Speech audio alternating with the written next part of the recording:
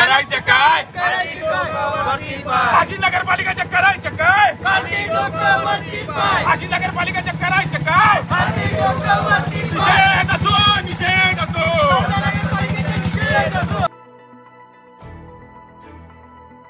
तळोदा शहरातील रस्त्यांची दुरावस्था, गटारींची साफसफाई न होणं, सांडपाणी, निचराची समस्या आणि कचऱ्याच्या ढिगाऱ्यांमुळे त्रस्त झालेल्या नागरिकांनी आज श्रीराम सोशल ग्रुपच्या नेतृत्वाखाली तीव्र आंदोलन छेडले.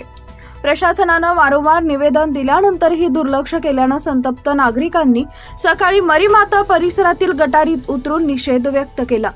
त्यानंतरही अधिकाऱ्यांकडून समाधानकारक उत्तर न मिळाल्यानं नागरिक अधिक आक्रमक झाले आणि त्यांनी रास्ता रोको करून प्रशासनाला धारेवर धरले. आंदोलकांनी घोषणाबाजी करत पालिका अधिकाऱ्यांना घटनास्थळी बोलावले आणि थेट जाब विचारला. प्रशासनानं सुरुवातीला आंदोलकांना शांत करण्याचा प्रयत्न केला, मात्र नागरिकांच्या वाढत्या संतापामुळे अधिकाऱ्यांनी तातडीची बैठक बोलावून काही मागण्या मान्य करण्याचं आश्वासन दिलं. नगर परिषदेनं पुढील आठवड्यात रस्ते दुरुस्ती व गटारीची सफाई सुरू करण्याचे जाहीर केले. आंदोलकांनी प्रशासनाला इशारा दिलाय की जर आश्वासनांची तातडीनं अंमलबजावणी झाली नाही तर यापेक्षा मोठ्या आणि उग्र स्वरूपाचं आंदोलन छेडलं जाईल. सलाउद्दीन लोहार, प्रश्नचिन्ह न्यूज, तळोदा. तळोदा नगरपालिकेला आम्ही एक निवेदन दिलं होतं, त्याच्यामध्ये श्रीराम सोशल ग्रुप तर्फे.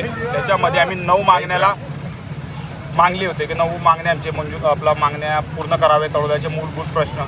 पण तळोदा नगरपालिकेने तसं न करता आमच्यावर 10 कार्यकर्त्यांवर गुन्हा दाखल केला आणि त्याच्या निषेधार्थ आज आम्ही आंदोलनाला बसले. का 10 दिवस झाले तळोदा शहराची कोणतीही जे 9 होते ज्याच्यामध्ये लाईट सुरू करावे, गटरी साफ व्हावे, शौचालय साफ व्हावे, स्मारक चौकामध्ये जे आपले 5 कंदील त्याच्यावर लाईट लागावे, असे अनेक प्रश्न होते जे तळोदा शहराच्या प्रशासनानंतर एकदम दुरावस्था झाली तळोदा शहराची, ती पूर्णपणे साफ करावी अशी मागणी केली होती. पण तळोदा नगरपालिकेने आमच्यावर तसं न करता तळोदा नगरपालिकेने गुन्हा दाखल केला.